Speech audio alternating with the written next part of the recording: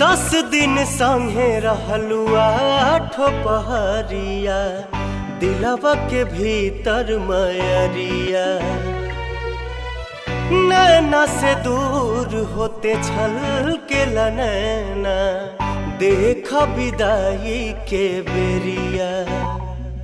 मन कहे माई माई है,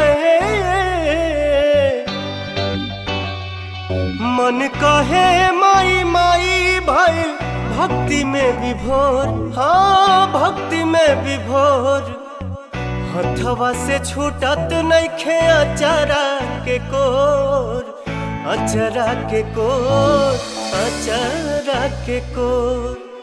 हथवा से छूटत नइखे अचरा के कोर, अचरा के कोर, अचरा के कोर।